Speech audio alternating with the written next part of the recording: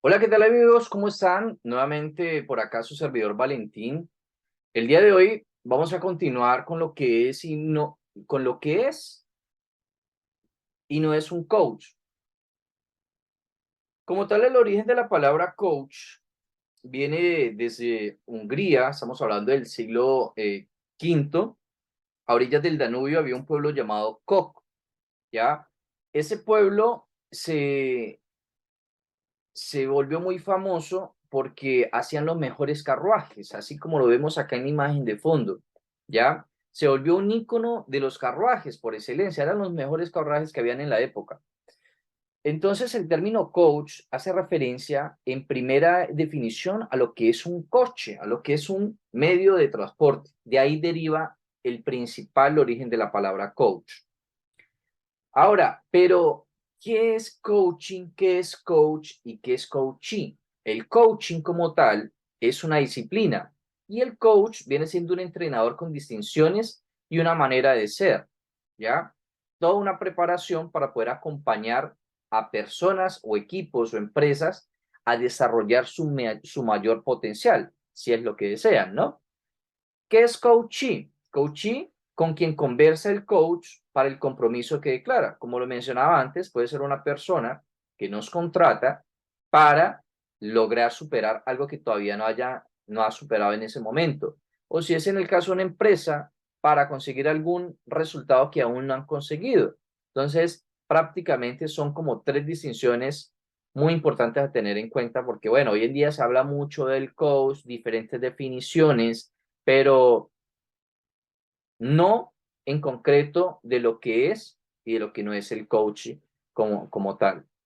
Acá en esta imagen podemos apreciar a dos amigos, ¿ya?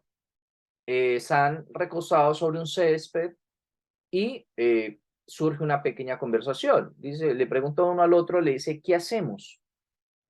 El otro le responde, dejemos que el destino se exprese solo. Después de varias horas, esperando a ver qué sucedía, se dieron cuenta que no pasaba nada. Y le responde el compañero, ¿y si le damos una mano? El trabajo de un coach no es esperar a que las cosas cambien, sino que el coach como tal invita al cambio activo desde la responsabilidad protagonista. ¿Qué quiere decir? Que yo soy el único responsable de tener los resultados que quiero conseguir. No esperarlas de un segundo, de un coach, de un profesional que me venga a hacer la tarea. No, todo depende el 100% de mis acciones y el compromiso que yo tenga. Coaching es desbloquear el potencial de una persona para maximizar su propio rendimiento. Se trata de ayudar a aprender en lugar de enseñarles. ¿Qué quiere decir esto? Acá estamos una pequeña definición de Timothy, fue uno de los precursores del coaching. Dice, siempre hay un juego interior en tu mente. No importa qué esté sucediendo en el exterior. Cuán consciente sea de este juego podrás marcar la diferencia entre el éxito, el fracaso en el juego exterior. En pocas palabras, todo depende de lo que hay en nuestro mundo interior, que hay constantemente en nuestros pensamientos. ¿Cómo estamos viendo el mundo? ¿Cuáles son esas palabras o esos pensamientos o esas emociones repetitivas que estamos teniendo que son las que están co-creando una realidad allá afuera? Acá vemos los precursores del coaching, vemos el señor Julio Olaya, el señor Fernando Flores, también han aportado con grandes libros, grandes íconos de la literatura hacia lo que es el coaching como tal, el coaching ontológico, ¿no? Que viene ya de lo que es el estudio del ser. El coaching ontológico es la base de todos los demás tipos de coaching que existen en el mundo. Acá vemos también al señor Rafael Echeverría.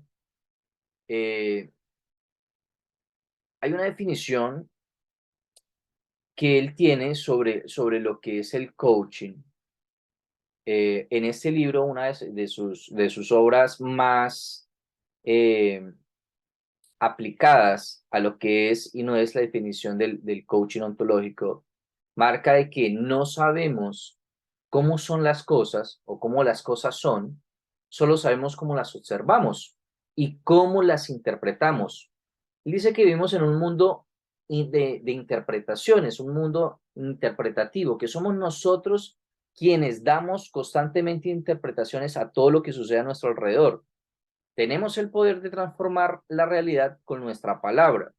Acá marca la importancia que tienen nuestras declaraciones, la importancia que tiene nuestra palabra.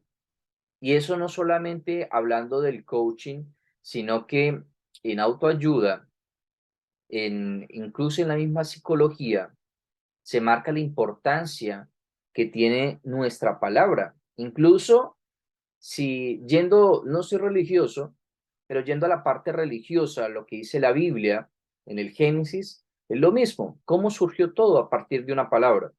¿Ya? Entonces, la importancia que tiene nuestras declaraciones, nuestra palabra frente a nuestra realidad. El cambio del otro será el resultado de nuestro propio cambio. Entonces, ¿qué viene siendo un coach? El coach como tal, una de las muchas definiciones es que es un entrenador de equipos o de individuos para lograr un desempeño extraordinario, ¿ya? Es un observador también, escucha con distinciones lingüísticas, comunicacionales desarrolladas. También es una persona comprometida al logro que trabaja con el compromiso del individuo. Acá haciendo referencia al compromiso no tiene nada que ver con una obligación, sino es una elección como tal de la persona. Si yo elijo transformarme, si yo elijo cambiar mi rumbo, si yo elijo tener unos mejores resultados, debo de tener un compromiso para llegar a eso. Y ahí es donde como tal nosotros los coach acompañamos a partir de esa declaración de compromiso que hace el coachee, que es la persona que nos contrata para tener un resultado, sea empresa, sea persona, etcétera, etcétera. El objetivo del coaching es asistir a individuos, equipos y organizaciones para superar significativamente sus niveles presentes de desempeño y enfocar sus conversaciones y acciones hacia nuevos umbrales de posibilidades. No solamente es conversar, no solamente es decir palabras bonitas, decir palabras positivas, sino llevar toda esta información a la acción, porque solamente la acción es la que nos va a permitir sí o sí tener esos resultados que buscamos. Acá te presentamos un modelo, el modelo SAR, que fue diseñado por el señor Echeverría, y es donde nos muestra que vivimos en un entorno, ¿ya? Un entorno social, que ese entorno social nos afecta directa e indirectamente. ¿En qué nos afecta? Nos afecta en nuestra forma de aprender, en nuestra forma de accionar y en nuestros resultados y en el tipo de observador que estoy siendo. Un observador condicionado por un sistema, ¿ya?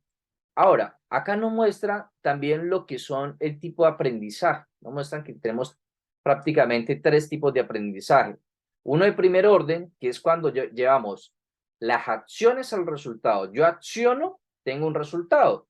Positivo o negativo. ¿De qué depende? De la acción o no acción que yo tenga. Porque el no accionar también te conduce a un resultado. El aprendizaje del segundo orden viene desde el observador al resultado, cambiar ese observador que yo estoy teniendo. Un ejemplo, si yo estoy siendo negativo en este momento, soy una persona negativa, que todo hablo constantemente y tengo pensamientos negativos frente a la vida, lo primero que tengo que hacer en ese aprendizaje de segundo orden es transformar el observador que estoy diciendo. Si estoy siendo una persona negativa, si estoy viendo el vaso medio lleno, medio vacío, lo que tengo que cambiar es esa interpretación que tengo frente a esa realidad. Y el aprendizaje del tercer orden ya es cuando impacto, cuando hay un nuevo habitante, cuando yo impacto también en el sistema en el que yo vivo. Entonces, conclusión, Podemos cambiar nuestra realidad cambiando nuestro observador, cambiando nuestras acciones para tener grandes resultados. ¿Desde dónde? Desde 3 dominios principales: un cuerpo, un lenguaje y una emoción.